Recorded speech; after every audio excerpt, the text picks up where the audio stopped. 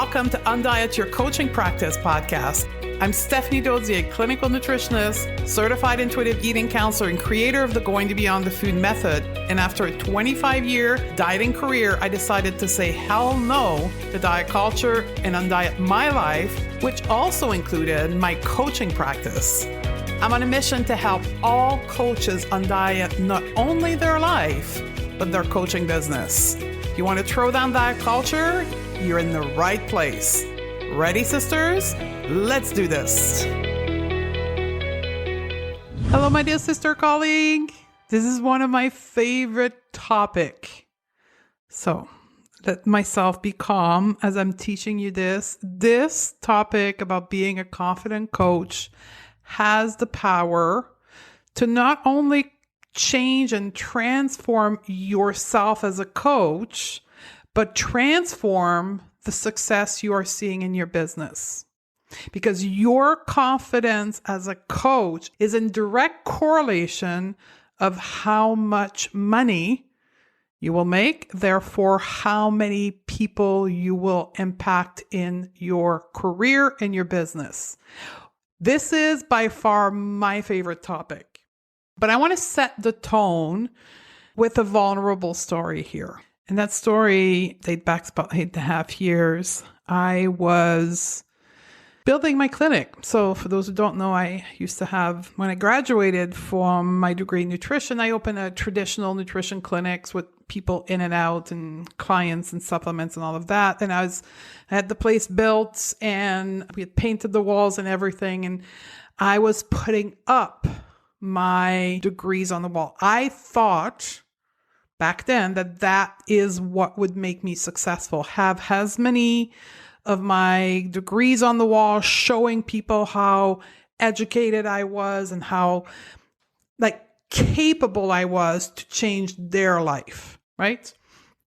And I took almost half of a wall to put up all those black frame with all the certification and the degrees that I had because that's what I was taught my whole life, right? My whole life was about achieving and things and external cues, right? In my corporate days, that's what it was.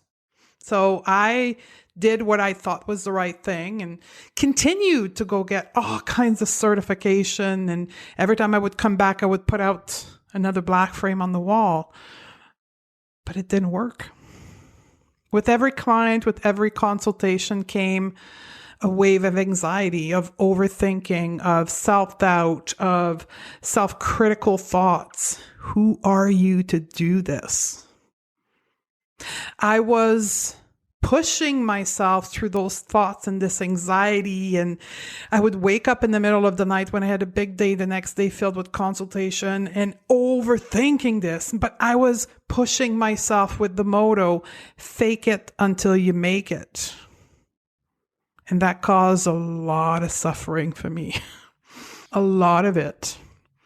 And it lasted for almost 2 years. And one day this is a very funny story, I took a course on neuroscience.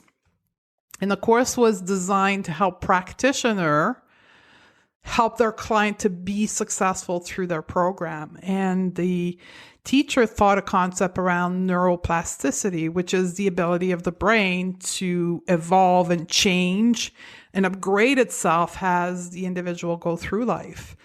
And I thought I was going there to help people change their mindsets. What I got out of that is how my mindset was the element that needed to change so that I could help my client in the right way to be successful.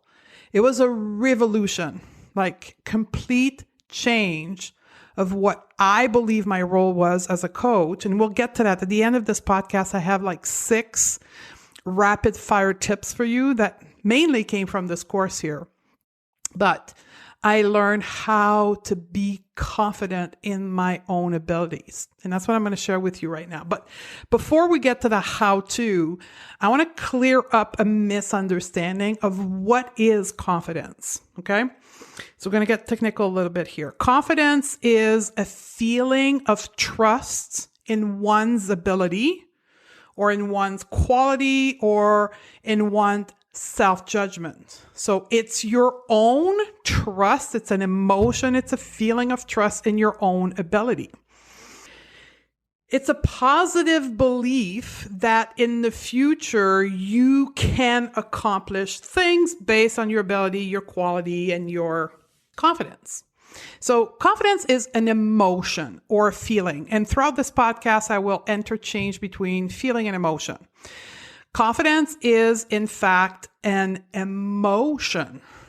That's what it is. It's not something you buy, which I thought to buy with more black frame on the wall, with more certification and external cue. Confidence is an inner world experience. And when you have the emotion of confidence within you, you have success. You feel capable. You have energy. You're motivated. You take action. And as a result of you taking action, of showing up in the world, you achieve your goal, right? So if we're talking about here, us taking action in your business, show up on the world, on social media, in your email list, however you market yourself, and achieve your goal of helping people, aka getting financial success in your business. Self-confidence is not the same thing as self-esteem. Self-esteem is an evaluation of your own worth, and self-confidence is a trust in your ability. Two different worlds. As a matter of fact, you can be self-confident and have a terrible self-esteem because it's two different, like literally two different part of you. So we're going to focus on confidence here, not self-esteem. Self-esteem, like this is more when we're going to talk about body image, right? Your ability in seeing and feeling your own worth. Totally different thing. So let's focus on confidence. So let me repeat. Confidence is a feeling. It's an emotion. So the next question is, how do we create confidence? How do I create the feeling of confidence or the emotion of confidence within me? That's a freaking amazing question. Let me tell you about this. We're going to take a sidestep into that world of neuroscience, that course that I took years ago. And one of the concepts that was taught there, so for all my clients that are listening to this, you've all been through my course called The Anatomy of an Emotion. I didn't create this title. I learned it from a course. So let me teach you the anatomy of an emotion. Keep in mind that this could all be said to be the anatomy of confidence, okay? So an emotion is a wave of energy going through the body. The purpose of an emotion is to inform your action. This wave of energy going through your body is to create action. So if you want to be more confident, you have to create the feeling of the emotion of confidence. To create anything, you need to know how it's built, right? And that's what I call the anatomy of an emotion here. So let me give you a live example. Let's think about our practice, right? It's Wednesday night. You're looking at your schedule. You're closing the day. You're looking at Thursday. And then you see in there that you have consultation book. And I'm using this experience because that's actually what's happening to me this week.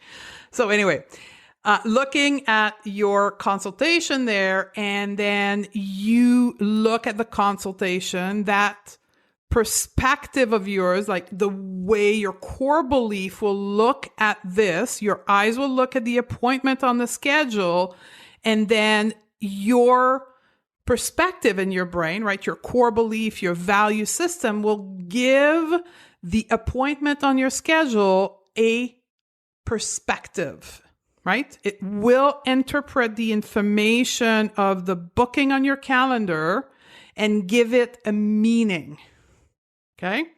And that will come through within literally millisecond as a thought in your brain, right? The self-talk narrative that we have in our brain. Okay. So we're seeing the calendar, we're seeing the consultation, we're looking at it within millisecond. Our brain gives it a meaning, and then a thought is created in our brain, right? The thought will be different for each one of us. Back in the days for me, it was like, oh my God, how I'm going to convince them to work with me again. I need money to pay my rent, right? I have mortgage due. Like all these things were going through my head. And these thoughts that are created because of the meaning you're giving to the consultation, right, on your calendar will then gets communicated to the rest of your body through your nervous system, through your central nervous system, your spine. Literally, there's a wave of energy that will go from your brain through your central nervous system and get spread across in your body. Again, through your nervous system. And that communication that's spreading through your body will be through sensation, right? Refer to this for an example as the gut feeling, or that cold feeling you get in your chest when you have anxiety, or perhaps even like this squeaky, uncomfortable feeling you get in your gut when you feel anxious, right? These are the sensations that are created because of the wave of energy called emotion in your body, right? These sensations, that emotion then informs your action. It creates the action you're going to take into the world. So back to our calendar, we look at the calendar within millisecond. Our brain gives it a meaning. It creates a thought. It sends a wave of energy in the central nervous system. We feel our chest getting cold because we're anxious, because that's how anxiety shows up in your body or my body. And then I start overthinking. I start thinking of all the things that are going to happen into the consultation. Perhaps I start Googling how to convince people. Perhaps I start writing down what I'm going to say, right? These are all action that are informed by the emotion that I'm feeling in my body. And these action will give me the result, right? The outcome of the consultation is going to be because of the action that I'm taking. Like the result will be based on the action that I'm thinking. So, how do you become a confident coach? You become a confident coach by going reverse engineering, going up, right? So you're starting at the space where you want the emotion of confidence into your body. What precedes it?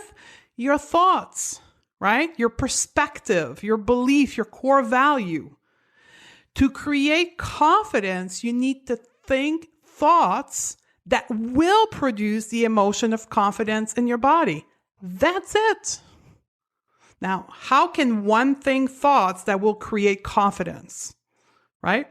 Because if I go back to my example of like that calendar appointment that I was looking at, clearly the thought, oh my God, I need to make money. Oh my God, how am I going to convince them? Oh my God. Do you think that was creating confidence? No, it was creating anxiety.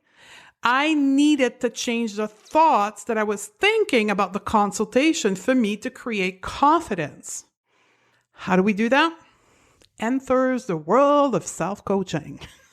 Self-coaching is the framework that support you first being aware of your thoughts and then changing them. It's an approach that is supported by what I talked about, neuroplasticity.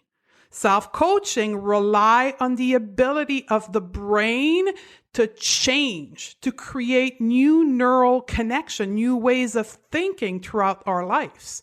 It recognizes that our brain has this ability, and then self-coaching is a framework, a step-by-step approach to help you play on this ability of your brain to change the neural connection or the way that you think. Self-coaching is also known as models, right? It's from the world of cognitive behavior therapy. Cognitive behavior therapy plays on to that neuroplasticity, often being used in one-to-one therapy. Self-coaching then looks at how it's being done and creates a framework that the individual can do on their own. Self-coaching has 3 stages. The first place you start is observing what is, right? That's what I did with you. I walked you through, right, the models of my thought that created anxiety. I observe what was going on in my brain that created anxiety. Self-coaching, the way we teach it to our clients and to our practitioner, you have a kind of a structure to put on paper to go through that. And then the second place, I adapted to intuitive eating. I call it curiosity stage, right? In intuitive eating, we have a principle that says choose curiosity over judgment for your desire or your urges around food. Be curious about them, right? Instead of saying, oh, I'm bad because I want this food, you use curiosity. Same thing applies in self-coaching. Instead of judging your thoughts for being bad and being critical about them, you say, I wonder why I think like this.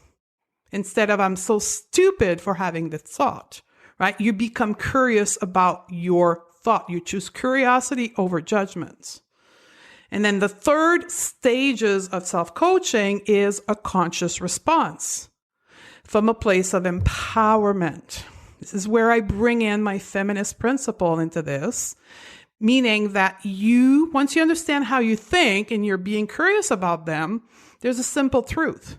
Continue to think the way you do, right? The way you observed yourself thinking, you will continue to get the same result. Do you want those results, right? Do I want to continue to be anxious before my consultation? I can choose to continue to be anxious. Just keep thinking the same way.